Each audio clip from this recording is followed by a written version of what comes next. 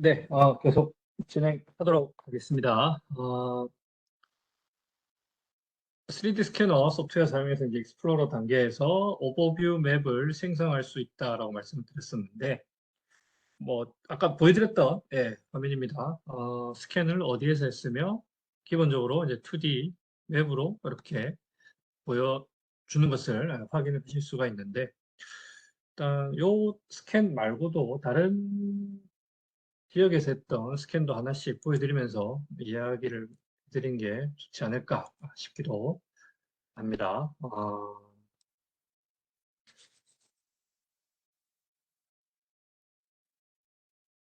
번째로 이제 먼저 보여드릴 것은 쿠팡의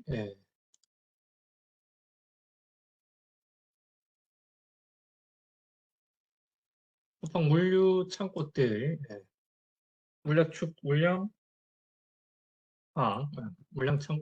물류 창고 화재 때의 스캔입니다. 너무 길어가지고 여러 번 나누어서 스캔을 했었고 시간이 많이 부족했기 때문에 색깔보다는 흑백으로 스캔을 하게 되었습니다. 자, 그럼에도 불구하고 자동 정압이 생각보다 원활하게 되지는 않아서 지금 보시면은 제가 이렇게 돌렸을 때 노란색과 초록색이 보이는 부분이 보이실 건데 이 부분은 이제 제가 수동으로 어, 정압을 한 흔적이라고 그렇게 보시면 되겠습니다. 그래서 겹치는 부분을 제가 강제로 끌어와서 두 개를 붙여서 혹은 세 개를 붙여서 하나의 큰 결과물을 만들었는데 1층이나 사실 이쪽 눈에 보이는 바로 경사면 쪽에서 보시기에는 뭐 크게 화염 흔적이 이렇게 보이게 되고 네, 이쪽은 이제 반대편에서 완전히 타버린 모습.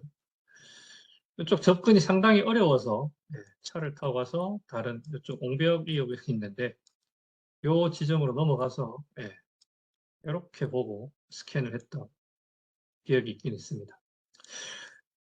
이날 날씨가 갑자기 막 흐려지는 경우가 있었는데 제가 여기 저 끝에서 이쪽을 보시게 되면은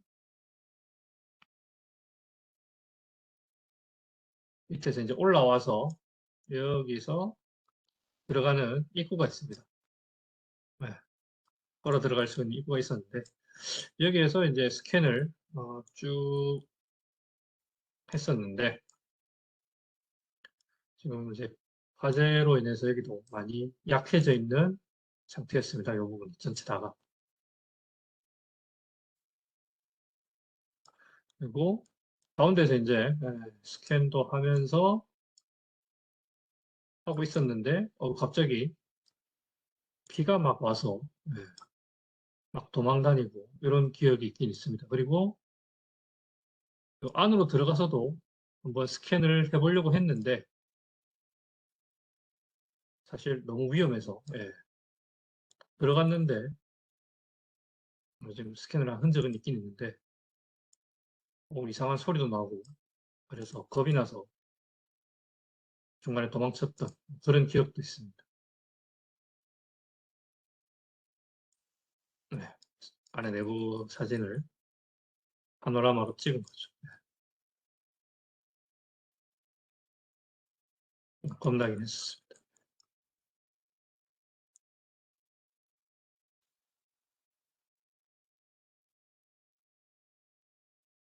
그리고 이 건물 내부로 들어가서 스캔을 하려고 했었지만 시간상 하지 못하고 그냥 철수를 했던 기억이 있습니다.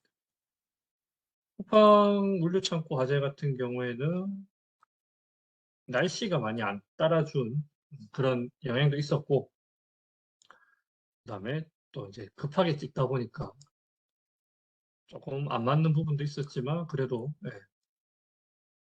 결과물이 상당히 좋았다는 것을 아실 수가 있습니다. 보실 수가 있습니다.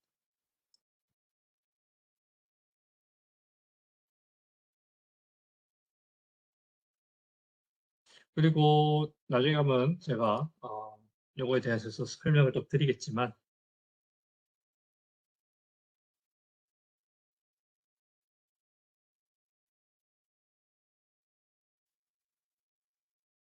SBS에 그것이 알고 싶다 팀과 같이 작업을 한 경우가 있었습니다.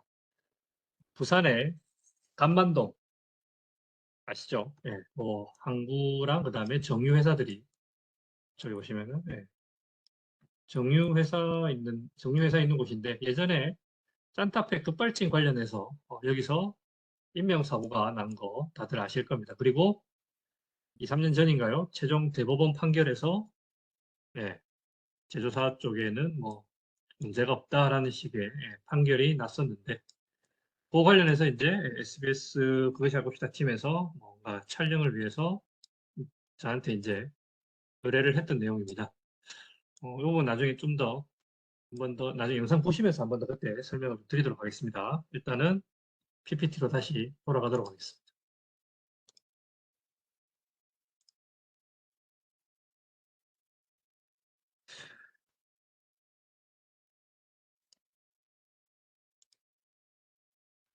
그다음에 3D 소프트웨어를 사용하는 데 있어서 웹쉐어라는 것이 있습니다. 이런 스캔 결과물들을 웹에 올려서 다른 사람도 이 웹에 들어와서 스캔 결과물을 확인할 수 있는 뭐 그런 것들이 있는데 제가 QR코드 하나 올려놨는데 이거 나중에 휴대폰이나 이런 거 휴대폰 카메라로 찍어 보시면은 주소가 하나 뜰 건데 아마 3D 스캐너 파일이 웹상에 공개가 되어서 올라와 있을 겁니다. 그걸 이제 터치나 이런 걸 해서 확인하실 수 있고 내가 한 스캔도 이런 식으로 웹에 올려서 다른 사람이 확인할 수 있게끔 해주는 그러한 공유 기능도 요즘은 가지고 있습니다. 자, 아까 보였던 간만동 쪽 스캔인데 이 스캔을 보여드리는 이유가 지금 익스포트 부분에서 제가 설명을 할 때 포인트 클라우드라는 설명을 드렸습니다. 자, 이 포인트 클라우드를 통해서 SBS에서는 또 다른 합성을 해서 영상을 만든 게 있었는데 그 부분 하나 보여드리겠습니다. 3D 스캐너를 이용해 그날 한무상 씨가 운전한 거리를 사실적으로 살펴보면 박성재 교수의 주장이 쉽게 이해가 될 겁니다. 한무상 씨는 경사도가 4% 정도로 완만한 오르막인 까치 고개를 주행했습니다. 내내 가속 페달 위에 있었을 그의 발. 차량 속도가 빨라진 지점에서 만일 한무상 씨가 휴먼 에러로 페달 오류를 일으켰다고 해도 이미 가속 페달 위에 있던 그의 발이 자연스럽게 옮겨질 곳은 브레이크 페달밖에 없다는 겁니다. 하지만 차량의 속도는 줄어들지 않았습니다.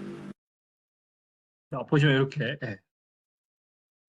3D 스캐너를 이용해서 지역을 스캔을 하고 그것을 포인트 클라우드로 만들어서 다른 시뮬레이션 프로그램으로 활용할 수 있는 것을 보실 수 있었는데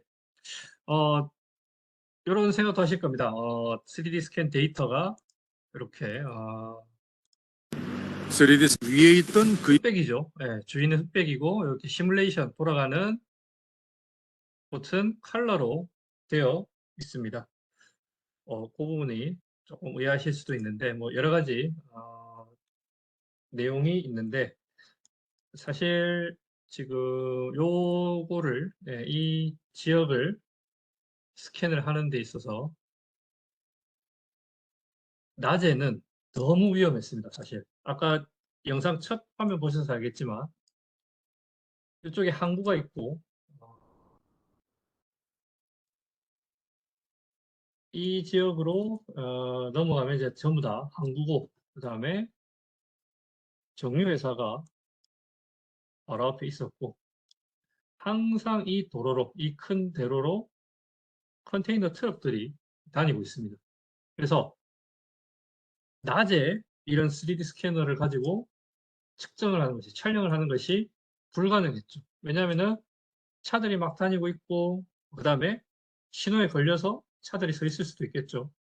그랬을 경우에 스캔을 하는 데 있어서 굉장히 방해되는 요소가 되어버립니다. 그래서 제가 할 수 없이 새벽 1시, 2시쯤 차가 안 올 때, 차가 움직이지 않을 때를 골라서 이틀에 걸쳐서 이 일대를 다 스캔을 했었고요. 지금 중간에 여기 밑에 보시면은 이런 동그란 자국들이 보이는데, 그리고 동그란 자국들도 보이고 여기에 제가 요 스캐너 모양이 보이시죠? 이게 이제 제가 스캔을 실제로 한 위치입니다. 그래서 시작을 어디서부터 했냐면은 여기 밑에 아까 까치고개라고 있던 그 부분, 여기서부터 시작을 해서 여기서 있죠? 여기 있었죠? 여기서부터 시작을 해서 점점 위로 위로 스캔을 해갔죠. 이 한 곳에서만 또 안 나오니까 요게 중간에 요런 요 중간에 바리케이트들 때문에 또 안 될 수도 있으니까 두 번씩 이렇게 겹쳐가면서 스캔을 했었습니다. 이게 새벽에 제가 이걸 하고 있다 보니까 간혹 요 양옆으로 지나가던 차들이 속도 카메라에 이제 오해를 해서 저 앞에서 속도도 막 줄이고 사실 그거 말고라도 저도 이제 차에 치일 뻔도 했지만 뭐 어쨌든 새벽에 작업을 이렇게 했었는데 아무래도 빛이 없다 보니까 무조건 드레이 모드로 해서 스캔을 할 수밖에 없었고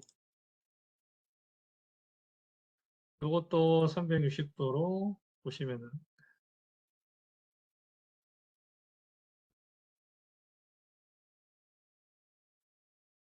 색이 안 들어가다 보니까 이렇게 음영만으로 되어 있는 것을 보실 수가 있죠.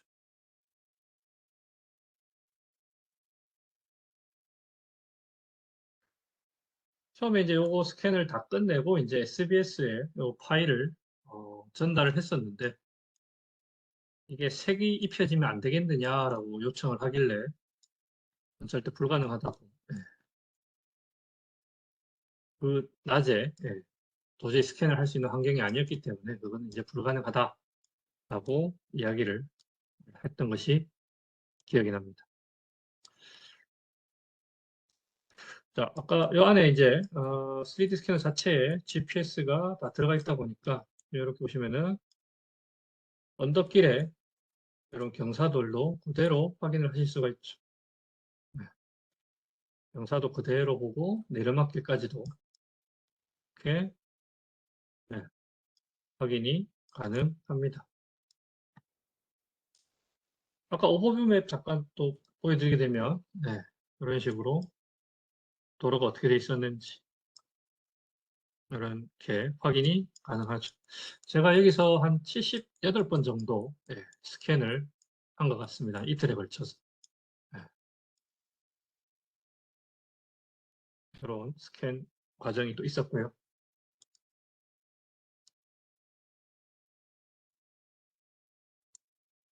또 한 가지 더는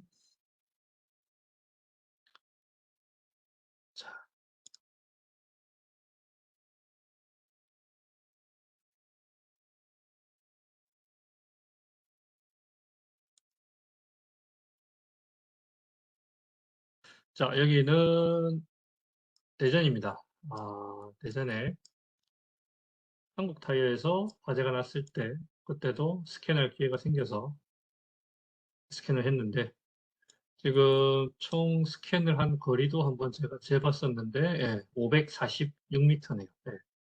546m를 하나씩 이동을 해가면서 스캔을 했습니다. 이날은 뭐 날씨가 워낙 좋았기 때문에 스캔을 하는데 크게 문제가 없었고 자, 여기가 이제 비어 있는 거는 제가 이 안으로 들어가서 스캔을 할 수가 없었기 때문에 제가 스캔을 하고 있는 위치에서 레이저가 닿는 부분만 스캔이 된 것을 확인하실 수가 있죠.